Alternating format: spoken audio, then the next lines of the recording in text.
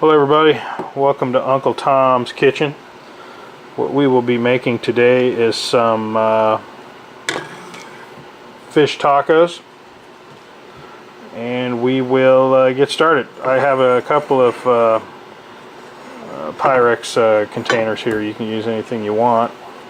This is what I will be breading the fish with. By the way, this will be a gluten-free fish taco. I use this Louisiana fish fry breading, and it's made with corn, and it's gluten-free. So if you're looking to be gluten-free, you can use this. If not, you can use your preferred breading. Okay, so the first thing we're going to do is get our fish. I like to use fish from Costco. This is the Costco tilapia, individually wrapped. That's what I like to do. That's my preferred method. I need to get a knife. All right.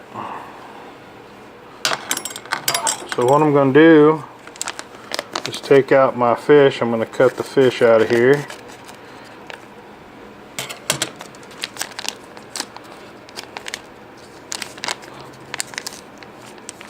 Pull it out. Okay, so I'm going to get out probably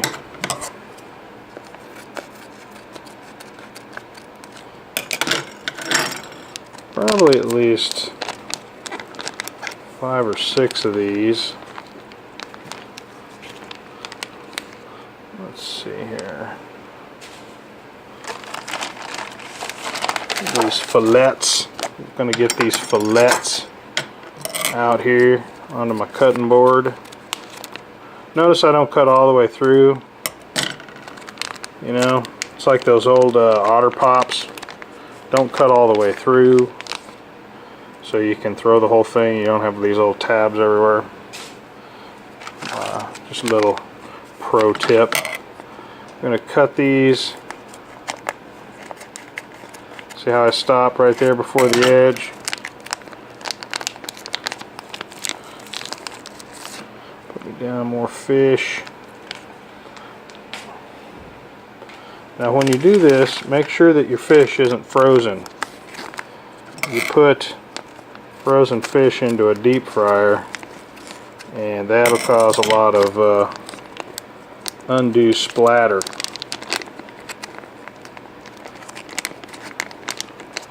Water and hot oil do not mix well. So I'm just going to use the moisture alone from these fish fillets as the only moisture I need to bread them. Keep the moisture down to a minimum. Boy, these things are cold. They're barely not frozen.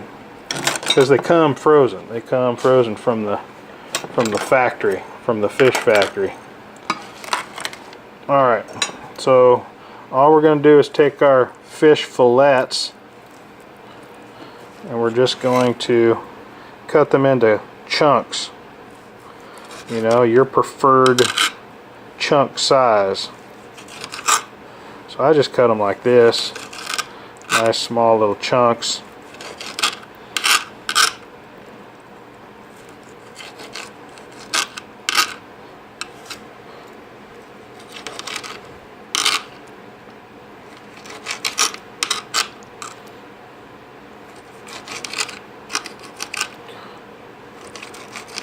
Okay, so you're just going to keep doing this for all this fish right here, right? Put them in little chunks like this, and I'm going to show you what we do with them now. So I got a plastic bag. It's better to have a paper bag, but I don't have a paper bag, so I'm going to use this gallon-sized plastic bag. Let me get a shot of that. And it's filled with the breading right there, so I'm just going to take my fish chunks, put my fish chunks in there. And we're just going to kind of bounce them around, and we'll just kind of shake them up, mix them around, mix them around, mix them around. That's That's how we're going to do it, just shaking them back and forth. Kind of like shake and bake, only we're not going to bake. So it's more of a shake. Instead of a shake and bake, it's more of a shake. Shake, shake, shake.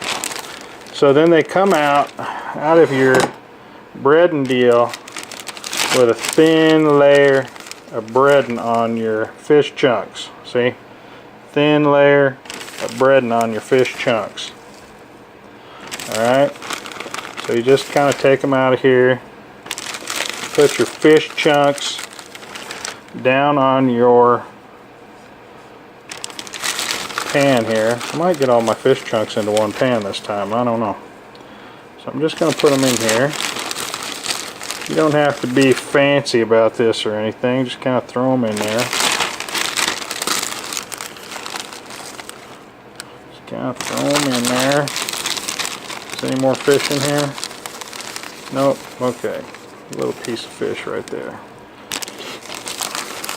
Okay. So that's all there is to this part right here. I'm going to go ahead and finish up the rest of this fish right here, and we will turn it back on at the next step.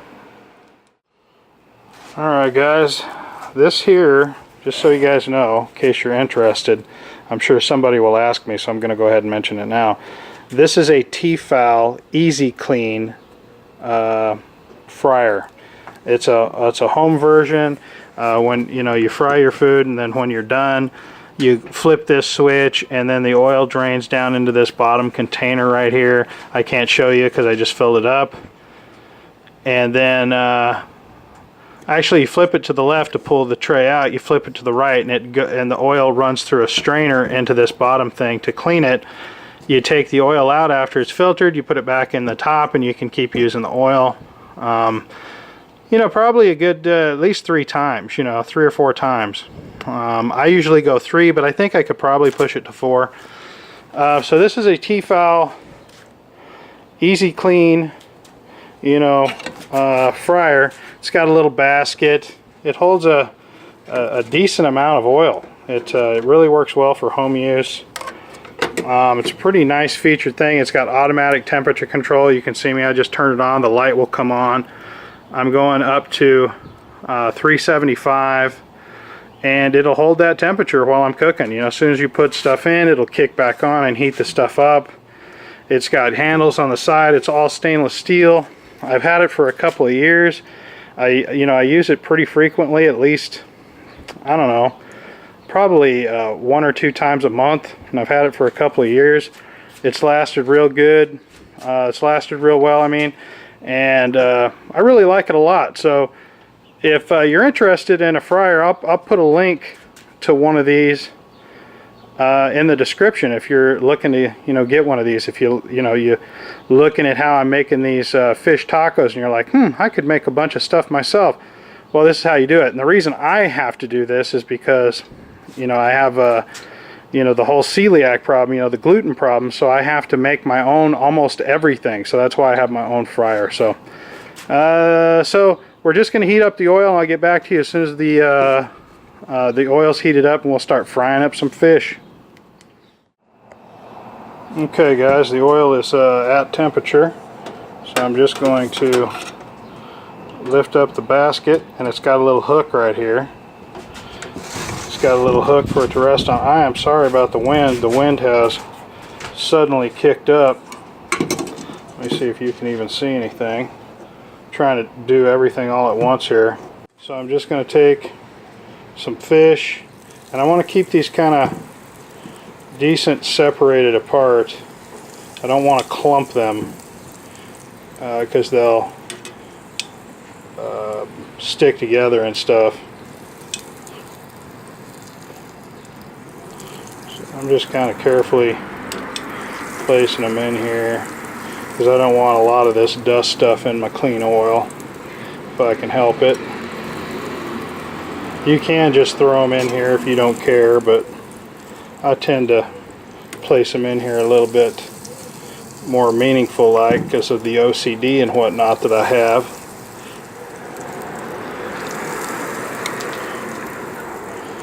But anyway, we'll get some fish in there.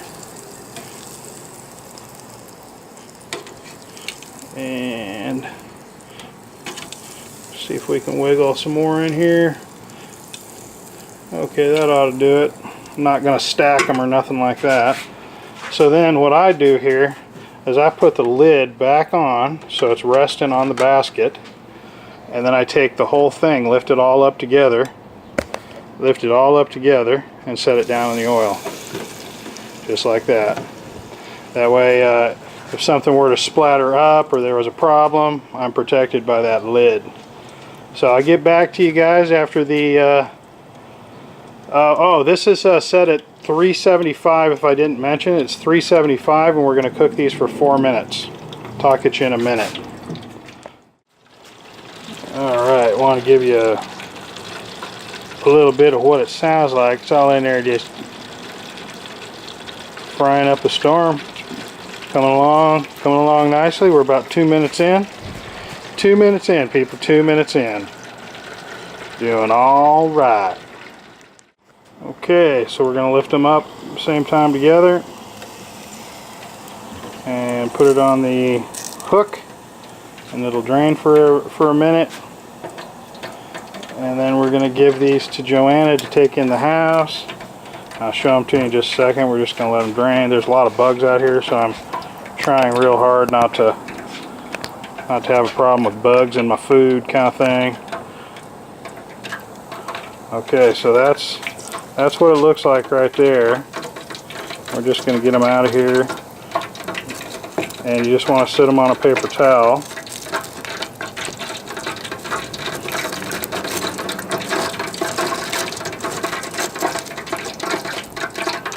They look really good, nice and crispy. That's about exactly what we want. So 4 minutes at, hey, pay attention to what you're doing. 375. What did I say? You said 375, 375, correction. Okay, so go ahead and get those inside. And we'll go ahead and load up again. We're going to load up again. Alright, so we're going to take our lid, put it on top again, and then we're going to lower it down all at one time. There we go. Alright, so they started really crackling. We're going to cover up our food over here. And we're going to set the timer again. Hey Siri, set timer for 4 minutes. Okay, it's set. Okay, so that's all there is to it. Just repeat until all your fish is done, and then I'll show you the preparation of the shells and the rest of the taco in just a minute. Alright guys, I'm back in the kitchen again. Let me see if I can... So I have different... Oh, that is the brightest. Okay, so we're back in the kitchen again, and I'm going to show you how to prepare the shells. I like to use these supersized taco shells. These are bigger than normal size, and they add, as far as those guys out there counting carbs, these add 3 grams of carbs over the regular size, so not a big difference, and they hold all the stuff of a fish taco a lot easier. So I use the larger ones. Okay. So you heat up your pan real nice and hot, and then I take olive oil. No, this is vegetable oil. I'm going to use vegetable oil today. But anyway, here's some vegetable oil, and I'm just going to squirt a little in there like that. And you don't have to worry about it going everywhere so much right now, because I'm going to take my taco shells. I'm going to show you how I'm going to do it. I'm going to spread it around with the taco shell like that before it burns the piss out of your flange. Then you spread this around, get the oil in the taco shell real good like that. Okay. And then we'll go ahead and let those heat up. I need shredded cheese, please. Alright.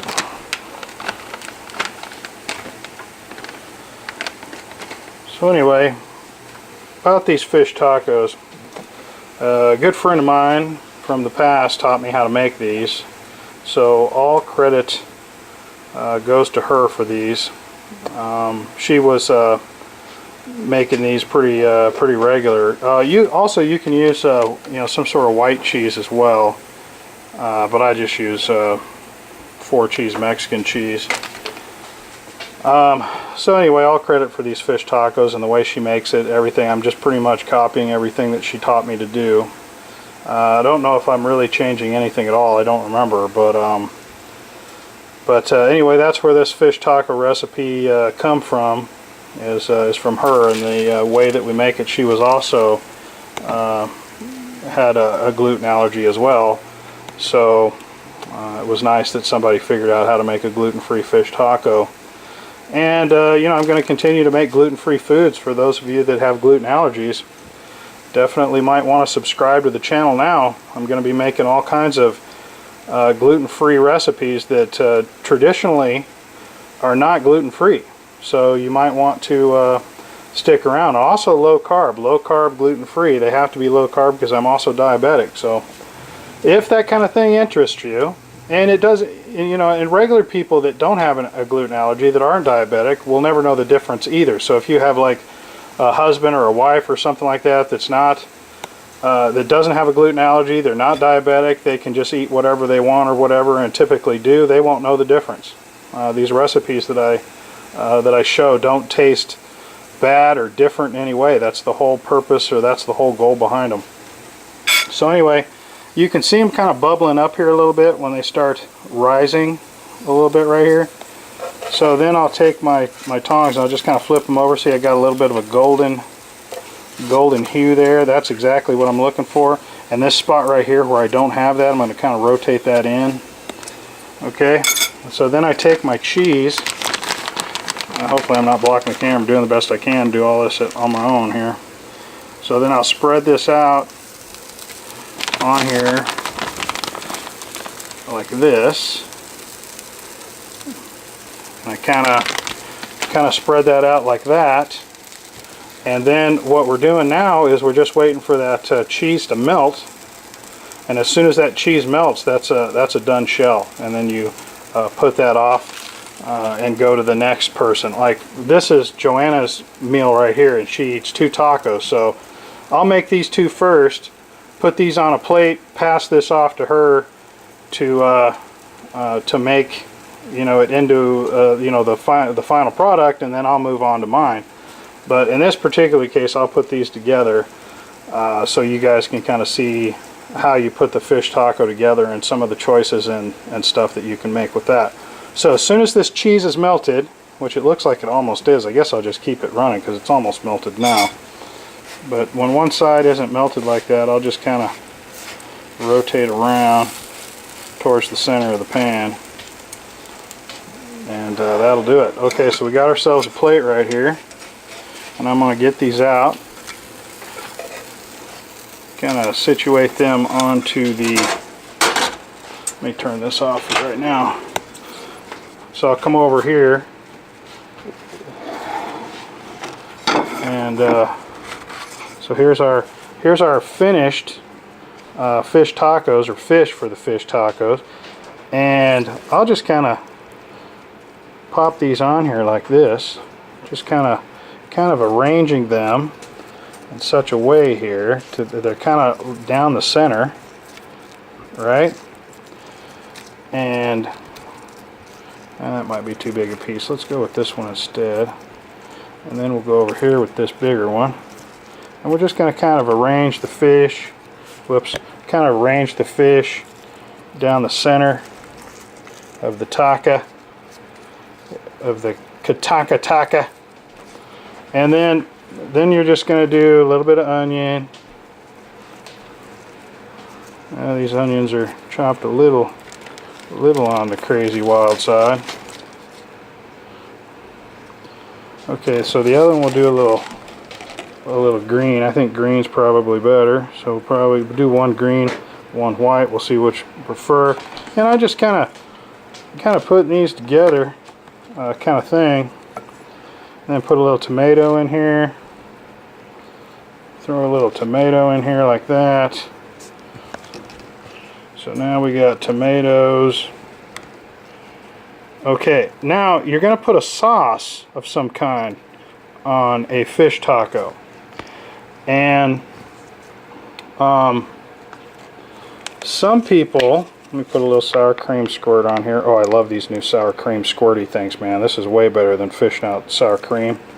I love these new squirty sour cream things. Okay, so this is what you can put on here. This is a new one that I've never tried. I just saw this and thought, yeah, that might be good on a fish taco. Don't know if it is or not. I'm gonna give it a try, see if it is.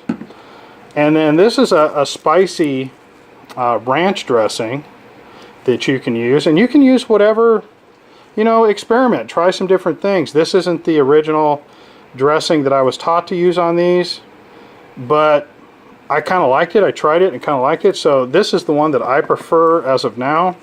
And I try different ones and stuff, and then Joanna is going to try this one. She just wants regular ranch because she doesn't like spicy anything. She's a total white girl or whatever. So she's just going to take a little of this right here, and you're just going to kind of squirt this right down the middle. This will be your dressing for your fish taco, and then that's it. You know, you pick this up and eat it, and then from here you just add, you know, your favorite salsa or hot sauce, whatever it is you like.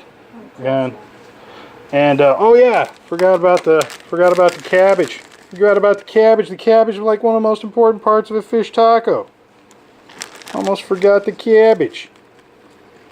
So you take a little bit of cabbage, and it's cabbage, not lettuce, people. Cabbage.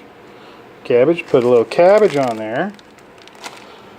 And now you have a finished fish taco right there, guys. That is going to be amazeballs right there. So anyway, there's your Uncle Tom's fish tacos. Like, comment, and subscribe.